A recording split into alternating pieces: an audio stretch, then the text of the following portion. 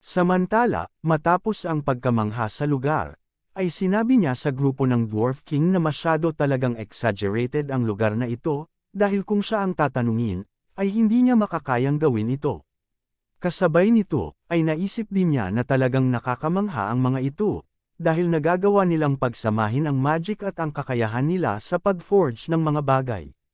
Sa kabilang banda, iba naman ang pagkakaunawa ng Dwarf King, dahil sa sandaling ito, ay naisip niya na kahit sinubukan pa niyang itago ang mga imperfection sa pamamagitan ng pagsasagawa ng magagandang panlabas na anyo, ay nakita pa rin itong lahat ni Liping sa isang tingin lamang.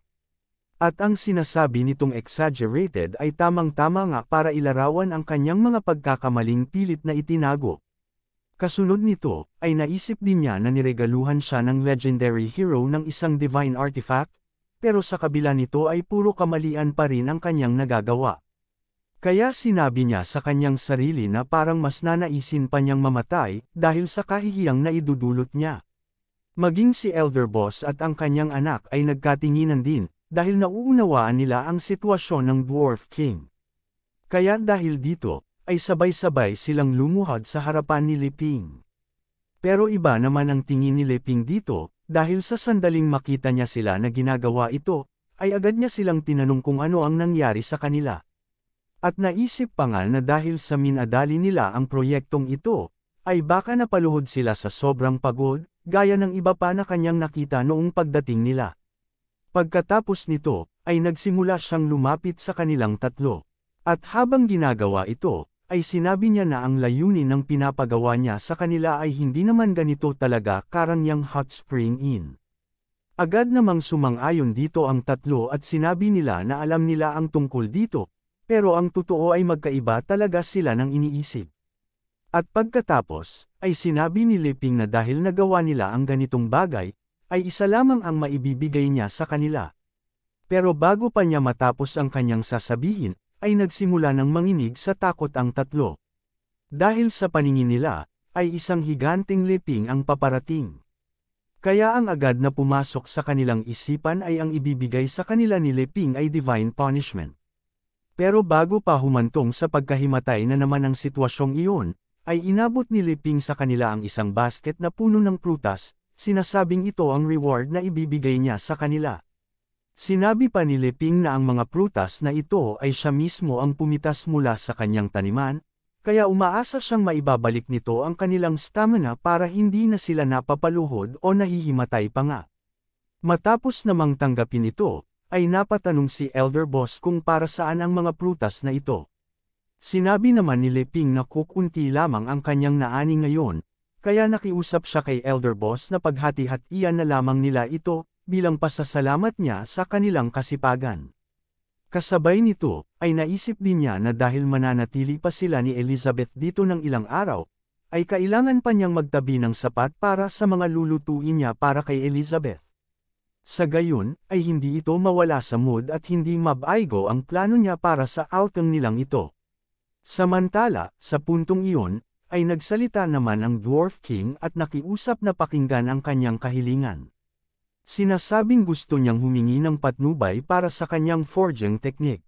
Bilang tugon, ay sinabi naman ni Liping na hindi niya masasabing ito talaga ay isang gabay, pero kung ano man iyon, ay sinabi niya sa Dwarf King na sabihin lamang at sasagutin niya ito ayon sa kanyang nalalaman. Dito nga, ay sinabi ng Dwarf King na kahit gaano pa siya kametikuloso at patuloy na nag-obsess kahit sa maliliit na detalye, ay hindi pa rin niya magawa ang katulad ng quality ng sandatang ginawa ni Liping. Kaya tinanong niya kung ano ba ang kanyang pagkukulang. Sa pagkarinig naman nito, ay napatingin si Liping kay Elizabeth at naisip na napunta na naman siya sa ganitong sitwasyon, dahil ang Dwarf King ay isa sa mga tauhan ni Elizabeth. Kaya sa tuwing nakikita siya nito, ay bilang paggalang sa boyfriend ng Demon Queen, ay magalang itong nagtatanong sa kanya ng forging techniques upang maipakita nito ang kanyang pagiging loyal sa Demon Queen. Pero kasabay nito, ay naisip din niya na dahil maayos naman itong nagtatanong sa kanya, ay dapat din niyang sagutin ito ng seryoso para hindi naman ma-offend ang kanyang girlfriend. Dahil dito, ay sinabi niya sa Dwarf King na, ayon sa kanyang opinyon, ang pagiging metikuloso ay hindi nangangahulugan ng pagiging obsessed sa bawat detalye. At sa halip, ay mas tamang gawin ay pakiramdaman ito. At ang ibig nga niyang sabihin dito, ay huwag masyadong umasa sa kanyang nakikita, at sa halip, ay gamitin ang kanyang puso at pakiramdaman ang bawat detalye ng kanyang nilikha. Kasabay nito, ay naisip din niya na dahil limitado lamang ang kanyang kakayahan, ay ang kanyang ibig sabihin talaga ay mag-practice lamang ng mag-practice hanggang sa maperpekto niya ang kanyang mga kakayahan. Sa kabilang banda, dahil sa sinabing ito ni Leping, ay napagtanto ng Dwarf King ang isang bagay, at napabulalas pa nga, sinasabing hindi siya dapat umasa sa kanyang mga mata para makita ang kanyang ginagawa. Kasunod nito ay pinagmasdan niya ang kanyang mga kamay at naisip na matapos marinig ang mga sinabi ni Leping, ay napagtanto niya na ang 700 taon ng kanyang pagpapanday ay tila para sa wala lamang, na para bang tumatakbo lamang siya ng walang tiyak na layunin. Dahil noong mga panahong iyon, ay masyado siyang naging obsessed sa mga perpektong formula, precise grinding angle, at iba pang mga teknik. Pero sa kabila nito, ay hindi pa rin niya maperpekto ang kanyang kakayahan, at sa palagay niya ay tinatakpan lamang nito ang pagiging obsessed niya sa mga bagay na ito.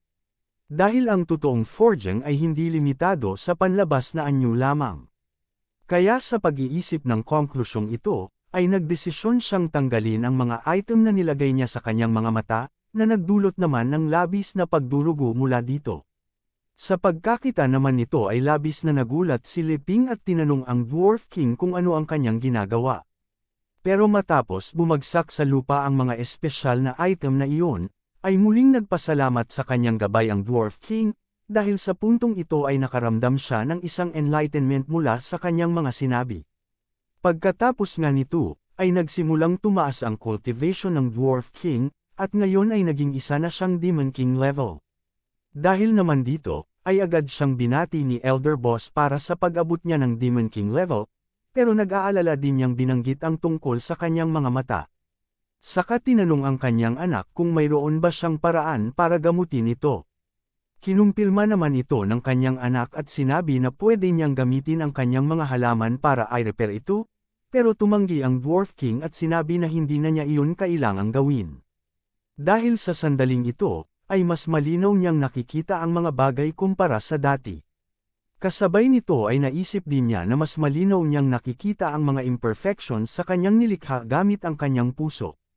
Samantala, si Leping, habang pinagmamasdan ng Dwarf King, ay naisip na nauunawaan na niya ang nangyayari. Dahil sa kanyang palagay, ang mga salamin na nasa mata nito ay isang klase ng item na nililimitahan ang kanyang kapangyarihan. Kasabay nito ay naisip din niya na gaya ng kanyang inaasahan, sa mga nilalang na ito, iba talaga silang mag-isip, at malayo sa mga ordinaryong tao na katulad niya. Sinabi naman ng Dwarf King na tama nga si Leping, dahil ang forging assistance device na nasa kanyang mga mata ay isa sa kanyang mga pinakamahusay na nilikha, ngunit sa huli ay naging isa lang itong limitasyon para sa kanyang pag-unlad. Kaya ngayon ay nagpapasalamat siya sa legendary hero sa pagtulong sa kanya na makita ito. Kasunod nito ay muli siyang nag-request sa kanya kung pwede ba ulit siyang humingi ng kanyang gabay. Pero bago pa makasagot si Leping, ay naiinis na tinawag sila ni Elizabeth, tinatanong sila kung hindi pa ba sila tapos sa kanilang pag-uusap. Sinabi pa niya na sapat na ang pag-uusap nilang iyon, at sinabihan niya ang Dwarf King na huwag masyadong maging gaaman, dahil baka hindi na niya makayanan ang susunod na ibibigay ni Leping sa kanya. Sa pagkarinig naman nito, ay dali-daling lumuhad ang tatlo at humingi ng patawad, sinasabing tama nga ang Demon Queen. Sa pagkakita naman ng nangyayaring ito, ay naisip ni Leping na bagamat hindi niya alam kung ano ang nangyayari sa mga ito, pero dahil si Elizabeth na mismo ang nagsabi, ay marahil tama nga iyon. Kaya naisip niya na baka ito ay para sa kanyang ikabubuti din. Samantala, sa pagkakita na natapos na ang sitwasyon doon, ay hinimok sila ni Pisces na sumunod sa kanya dahil dadalhin niya sila sa kanilang kwarto. Pero bago magpatuloy, ay sinabi din niya na dahil medyo malayo ang lugar na iyon, ay kakailanganin nila ng sasakyan. Kasunod nito ay lumapit siya sa isang puno at sinabi na ang mga dahon nito ay sapat na ang laki. Pagkatapos nito, ay kumuha siya ng isang tableta at inihagis ito sa dahon. Saka dito na nagtapos ang chapter na ito. Mga Lods, sa palagay nyo, anong klaseng sasakyan ang mabubuo sa mga dahon na iyon? Comment nyo lang kung ano sa palagay nyo ang lalabas. Maraming salamat sa lahat ng nanood, at kung hindi ka pa nakasubscribe, ay pindutin mo na ang subscribe button at notification bell para lagi kang updated sa mga bagong update sa series na ito.